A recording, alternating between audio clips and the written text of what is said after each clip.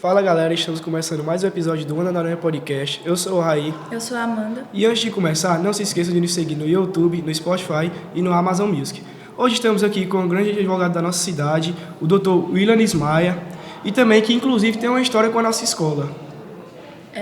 Willanis, poderia falar um pouco sobre a sua história até a carreira que exerce hoje? Sim, com certeza.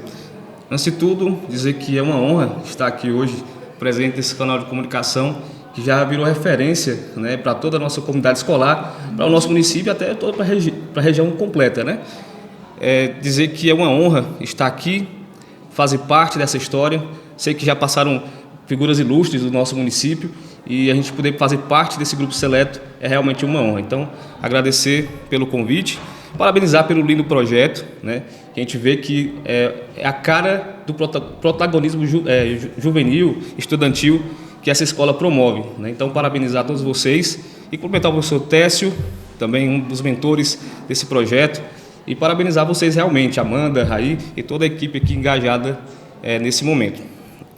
Falar da minha vida, primeiramente gosto de me apresentar, né? Eu sou o Willanis Maia, um grande sonhador, desde pequeno, filho de família simples, Jorge e Antônia Maria, são pessoas simples, mas reconhecidas na nossa sociedade como pessoas trabalhadoras, honestas, de caráter, pessoas do bem, pessoas com os quais me inspiram até hoje. Sou o primeiro filho dessa família, né? Tenho duas irmãs, o Wilma e o Irla. Sou esposo da Emanuele, também professora, né? E pai do Pedro Emanuel, que agora está completando seu primeiro aninho. Agora, no dia 20 de maio, completou seu primeiro aninho. Então, essa é a origem do Willanis. Falar da minha história, como falei, sou de origem simples, muito sonhador, sempre muito esforçado. Passei o ensino fundamental estudando em escola pública, o médio também, Francisco Alves Teixeira, Vigílio Távora. Tive uma experiência em São Paulo, um percurso de graduação, depois retornei para o Ceará e depois fui para Piauí fazer o curso de Direito. Então, a minha vida sempre assim, enfrentei muitos desafios, mas com força e perseverança a gente chega lá, não é verdade? Cara, eu queria perguntar o que te motivou para ir para São Paulo? Porque, pelo que eu vi na sua história, o senhor foi para São Paulo com 17 anos, cara, com aquela cabeça, com aquela mente ainda de não se tornando um adulto, um cidadão, né? O que te influenciou a ir embora? Pronto, voltando um pouquinho da história, eu comecei o ensino fundamental ainda com minha irmã, a Wilma. Ela tem a diferença muito pouca de mim, menos de um ano. E a gente começou o ensino fundamental junto, no pré-escolar, e até a 8ª série no Francisco Alves Teixeira. Aquela rivalidade boa de irmãos, né?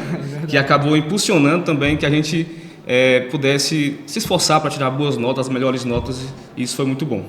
Ensino médio, passamos a estudar no Vigílio Távora, da mesma forma, um corpo de professores muito bons, colegas também que nos incentivavam também a ir um pouco mais longe. E a gente ficava com aquele sonho de fazer uma faculdade, mas naquele tempo era muito complicado, porque assim, hoje a gente vê que os alunos são motivados, tem possibilidades, tem ofertas de alguns cursos, mas naquela época era muito distante, muito distante.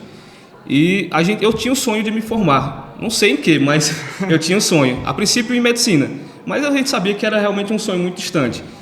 E aí, eu lembro que no 3º ano eu fiz o Enem, também não era muito divulgado, o Enem a gente fazia em Itauá, tínhamos que conseguir um carro pau de arara para poder levar o pessoal, e conseguimos, e fiz o Enem, tirei uma boa nota, e aí depois, um tempo depois, chegou uma carta informando que eu tinha conseguido um curso gratuito, uma bolsa de estudos, em São Paulo, na Faculdade Oswaldo Cruz, de análise de sistemas, informática. Eu digo, meu Deus, né? Outra área, né? Eu lembro que uma sexta-feira, essa carta chegou, e eu teria que me apresentar na faculdade, salvo engano, na quinta-feira da semana seguinte. Então, sexta-feira, eu teria que chegar na quinta-feira, pelo menos, e aí, nisso, para ir de ônibus, teria que sair pelo menos segunda-feira. É verdade. Aí, imagina você nunca ter saído da casa dos seus pais, sempre ali, muito família, e com 17 anos de idade, e se ver na necessidade de decidir, de mudar de cidade dentro de um dia para o outro, né? Foi muito complicado. Uma decisão muito... E aí no sábado eu já pensei em ir, eu ia. No domingo, vendo assim meu pai, meio triste por ter que talvez deixar o filho partir, eu acabei desistindo de certa forma. E já no domingo ele me viu muito confuso. E eu lembro que um momento que assim bem marcante nas nossas vidas e que eu guardo até hoje foi quando ele falou: meu filho, vem cá, o que é que você quer? Quer ir? Quer ficar? Fala a verdade. E meu pai, eu quero ir, mas se eu for, o senhor me aceita de volta? Ele disse: rapaz, você aceita em todo momento, não se preocupe em relação a isso. Então isso me deu coragem de seguir adiante. E aí na segunda-feira mesmo ele comprou a passagem pela manhã, deu o seu jeito, e ainda nessa segunda-feira eu viajei. E foi essa motivação, né, de querer buscar melhores condições de vida. Novas oportunidades, né? Sim. Cara, imagina a sua cabeça com 17 anos pesando desse jeito. Nessa coisa. Como você conciliava a sua vida com os estudos? Era muito difícil a rotina? Porque, pelo que a gente sabe, você trabalhava muito corrido, né? Sim. Indo para São Paulo, eu sabia que eu teria que trabalhar em alguma coisa para me manter por lá, né? A faculdade era à noite, uma experiência assim bastante incrível, mas eu precisaria me sustentar e fui buscar emprego. Meu tio tinha uma lanchonete lá na época e ainda hoje tem, e aí eu comecei a trabalhar com ele. E era muito pesado, assim, uma realidade totalmente diferente, né? Porque a gente morava na divisa de São Paulo com Osasco, teríamos que acordar 3 horas da manhã para sairmos às 3 horas de lá, para chegar até o centro de São Paulo, onde tinha lanchonete, às 4 horas. Para 4h40 da manhã a gente abria a lanchonete já com tudo pronto. Isso era o meu caminho. E aí eu trabalhava das 4 da manhã até as 3 da tarde. Depois das 3 da tarde ficava na rua, ia em outro lanchonete do meu tio, ficava conversando até chegar o momento da faculdade.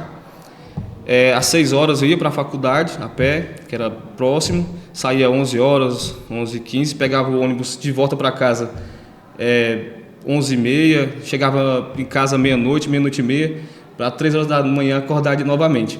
Então, assim, foi um período muito difícil mesmo, até me emociono, né, ao lembrar. Pensei em muitas vezes desistir, às vezes vinha na minha cabeça, né, mas eu fiz todo esse trajeto, meus pais se esforçaram por mim, me apoiaram. Eu não posso voltar de mãos abanando, como diz, né? Eu só vou voltar para casa quando eu levar aquilo que eu vim buscar, que é meu diploma. Cara, é pra você ver a sua força de vontade, né? Porque naquela época que as coisas ainda eram muito mais difíceis, você teve coragem de se manter lá, mesmo difícil, mesmo sua rotina sendo muito difícil, acordando 3 horas da manhã. É pra você ver, né, que valeu a pena, né? No finalzinho do curso ainda, tínhamos que fazer o TCC, um momento assim um momento chave na carreira estudantil, né, numa faculdade. E aí eu vi com a necessidade de dar uma pausa, porque eu ou terminaria a faculdade ou então iria trabalhar, uma coisa ou outra, não dava para conciliar os dois naquele momento. E aí eu conversei com meu pai e resolvi então parar de trabalhar, né? Mas eu não queria parar de trabalhar totalmente. Aquele trabalho não dava para mim. Eu trabalhava na lanchonete, eu fazia tudo. Fazia faxina, ajeitava o salgado, servia o pessoal nas mesas, servia o pessoal na copa, naquele balcão, limpava o banheiro, fazia de tudo. Então fiz coisas que eu nem imaginava fazer, né? Porque aqui a gente ajudava os pais e tal, mas não nesse ponto. Mas eu tive que decidir então sair do trabalho. E graças a Deus logo em seguida apareceu uma outra oportunidade para trabalhar numa loja de pneus, né, uma distribuidora de pneus Bridgestone na época. E aí lá melhorou um pouco e me ajudou a terminar a faculdade. Cara, e é pra você ver que você não tinha experiência em nenhuma das duas coisas, nem trabalhando em lanchonete e nem em loja de pneus. E você mesmo assim se arriscou, né, mas para seguir os seus sonhos. É verdade, a gente tem que se desafiar e abraçar aquilo que vier. Porque se a gente tem um sonho, tem que ter a determinação para chegar até o final. Realmente. Outro estado, uma cultura diferente. Como você se adaptou lá em São Paulo? Eu acho que... A princípio, os primeiros anos foi bem complicado. A gente sabe que naquele tempo, mais ainda, não sei como está hoje, mas sempre teve um pequeno preconceito em relação aos nordestinos, né?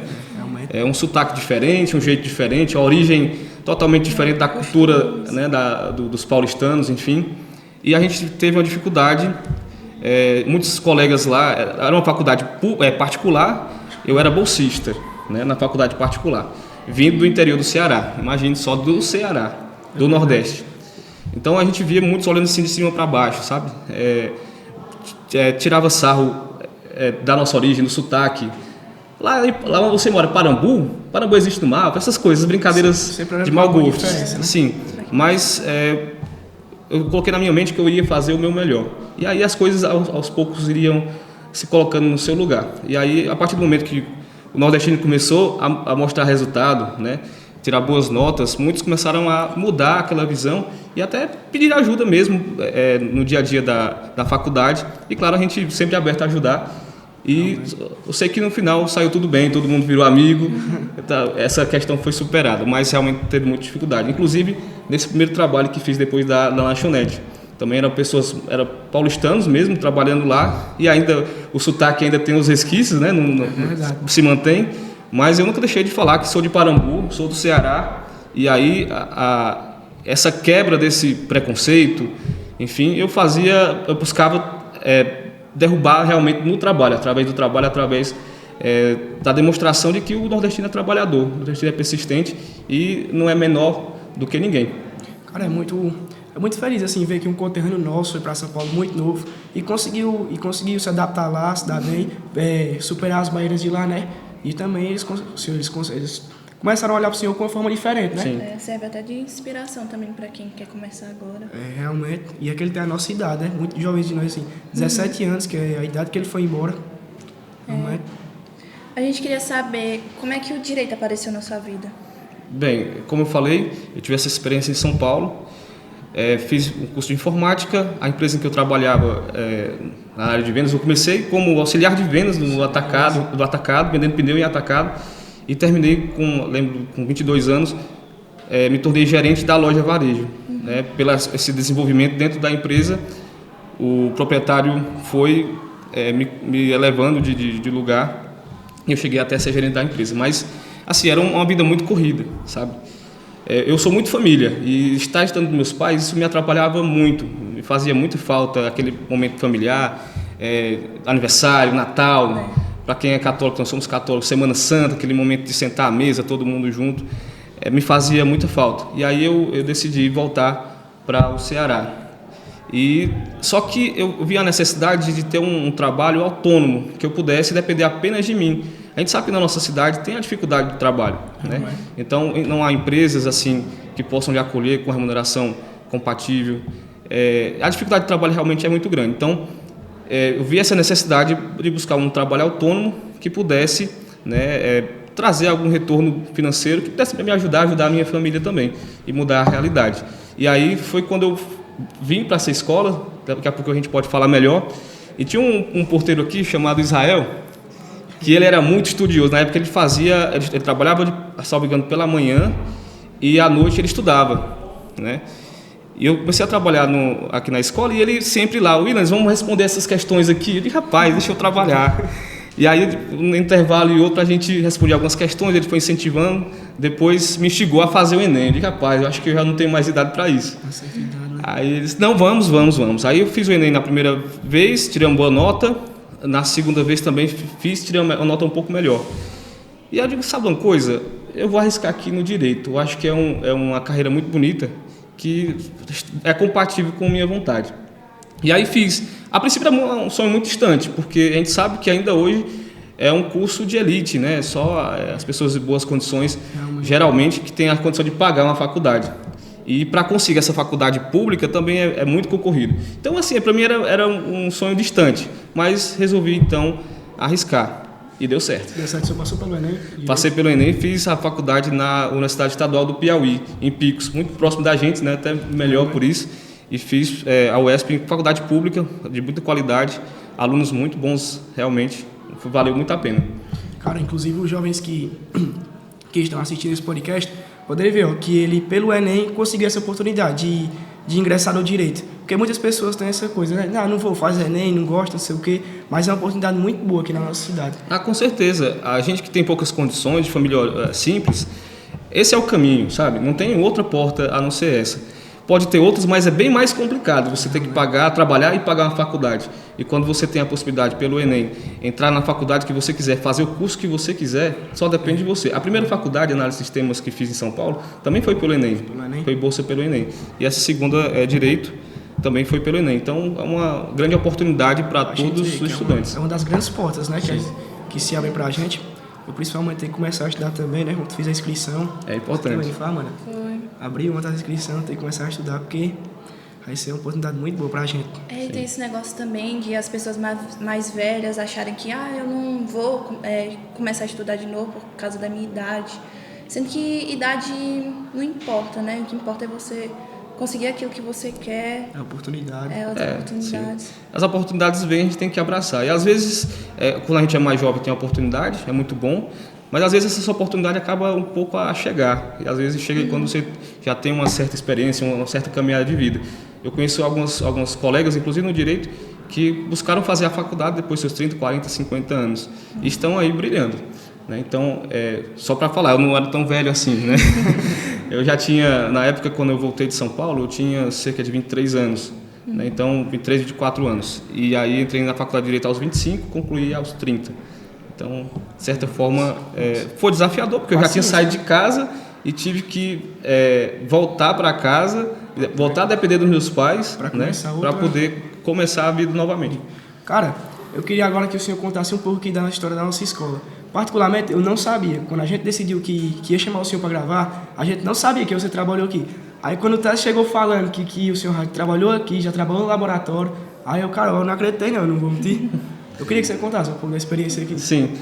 Como eu falei, nessa retorno para São Paulo, a gente tinha que ter algum trabalho aqui. Então, eu tinha um curso de análise de sistemas, busquei a oportunidade aqui junto à escola, a Cred 15, e graças a Deus me deram essa oportunidade para cuidar do laboratório. Passei cerca de 2 anos, quase 3 anos aqui na escola. Uma experiência incrível. Na verdade, a gente não era bem um trabalho para mim, né? Na verdade, era um momento de encontro com amigos, digamos assim. Eu trabalhava, mas ao mesmo tempo era como se fosse uma diversão. O ambiente escolar, muito bom. Os alunos, muito bons, esforçados, me apoiavam naquilo que eu fazia, com alguns projetos que a gente fazia aqui na escola. A gente tinha esse retorno. O grupo de professores, o grupo docente também, assim, eram irmãos verdadeiros, né? Então, a escola, ela me proporcionou esse ambiente de trabalho, mas também de crescimento pessoal, de experiências realmente muito boas. Você viu, né? Você viu para o senhor evoluir, para ter mais experiência. Sim.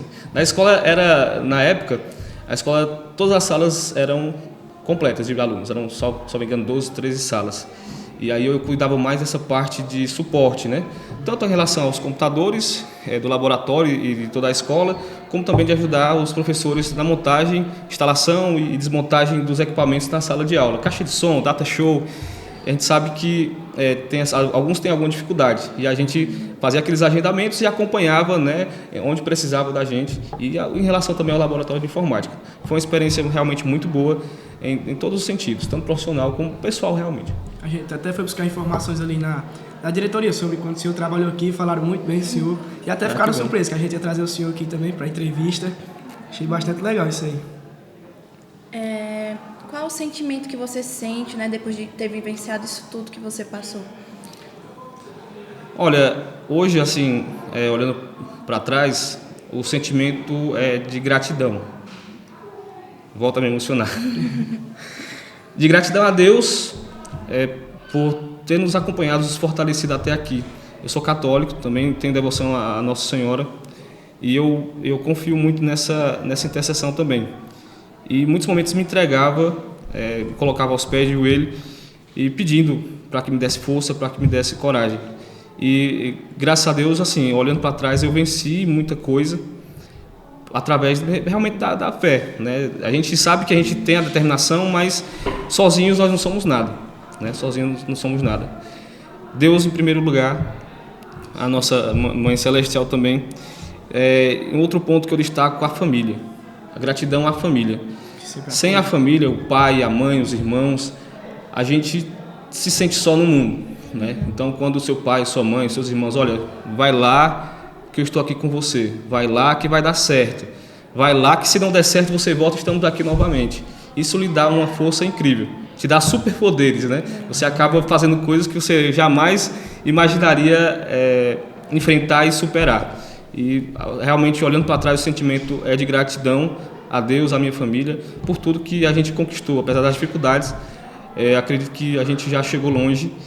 A gente tem muita coisa para viver ainda, né? A gente está engatinhando ainda no direito, tem pessoas com mais de 20 anos de carreira, a gente chegando ao 5º ano, né? Mas graças a Deus muito a gente já conquistou e eu sou muito grato por isso.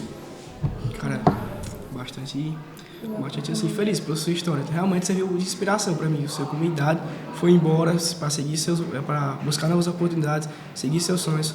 E o senhor, hoje, com 5 anos de direito, eu sei que o senhor tem 2 escritórios, né? Um em Senador Pompeu e em Campo Grande, se eu não me engano, estou certo? Mais ou menos. Mais ou menos? Eu trabalhei, voltando um pouquinho na história, eu me formei ainda em 2019. Lembro que eu fiz a prova da OAB, da Ordem, ainda no 9º semestre, né? No 9º período, que são 10 períodos, né? No 9º período eu fiz essa prova, consegui passar de primeira, né? E aí fiz o TCC logo em seguida. Eu lembro que foi em maio a 2ª fase da OAB, fiz Direito Penal. E logo em seguida, no mês de junho, teria que apresentar o TCC. Meu TCC ficou gigante, 90 páginas, enfim. E aí tive que me desenrolar. Terminei. E aí a gente fica doido para concluir o curso, para começar a trabalhar, receber a carteirinha da ordem para começar a atuar. Exercer sua função. A formatura ficou para o ano seguinte, 2020, salvo engano, no mês de abril.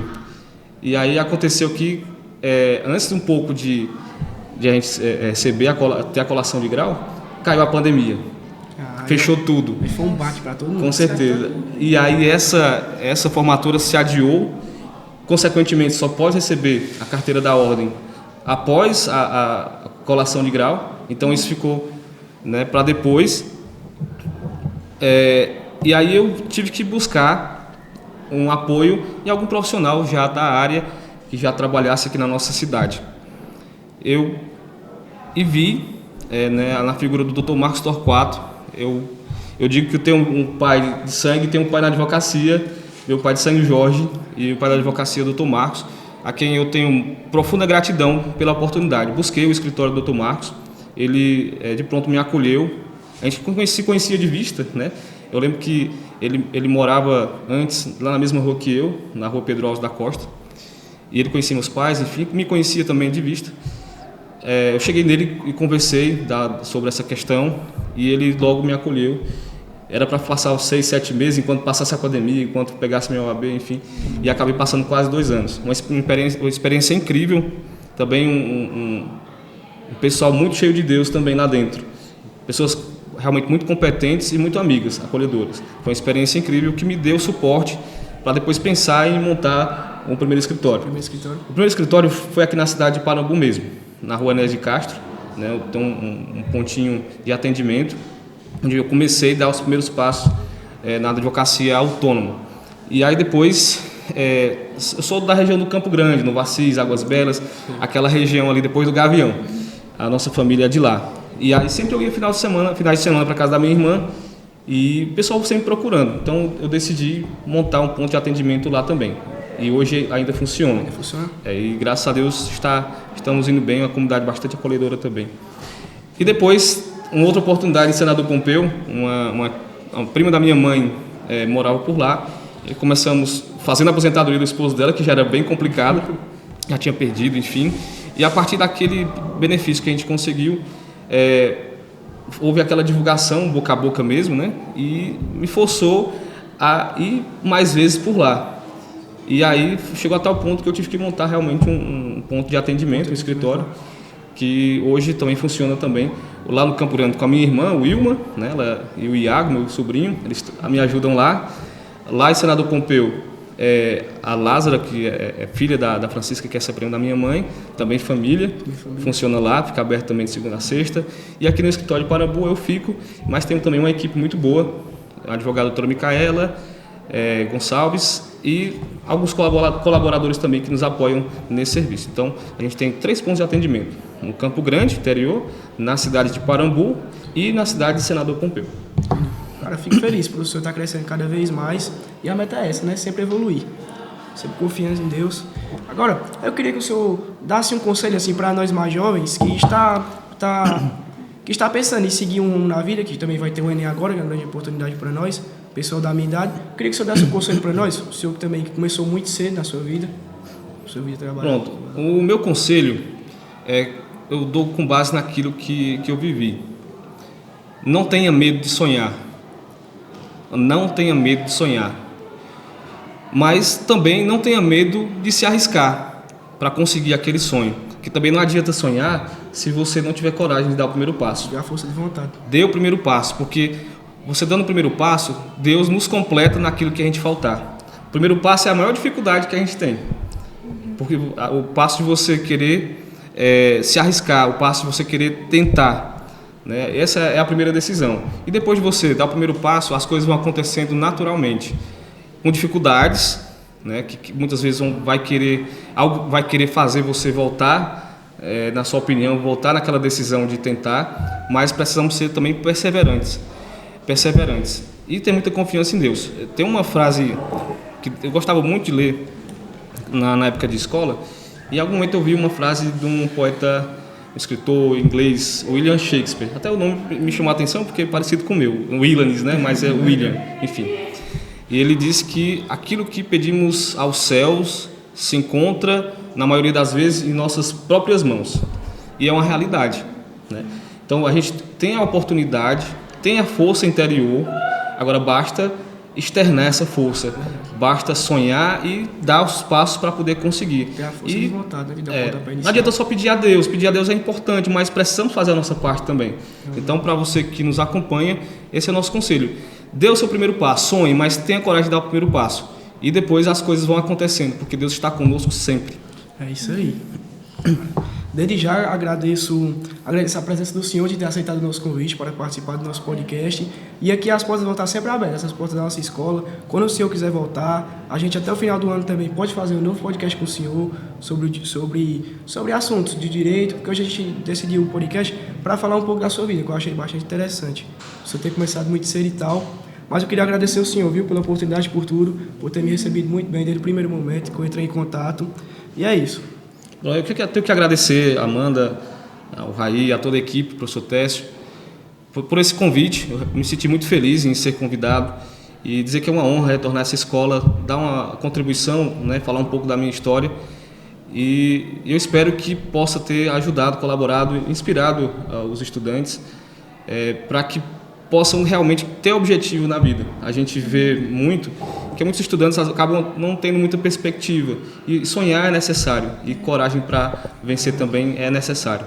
Então, muito obrigado pelo convite e parabéns, realmente parabéns por criarem esse canal de comunicação, esse ambiente de debates, de troca de ideias, de evidenciar histórias bonitas, né, trazer mais conhecimento para a nossa população também sobre determinados temas. Vocês realmente estão de parabéns, a escola está de parabéns, o professor Técio aí também, de parabéns com toda a sua equipe.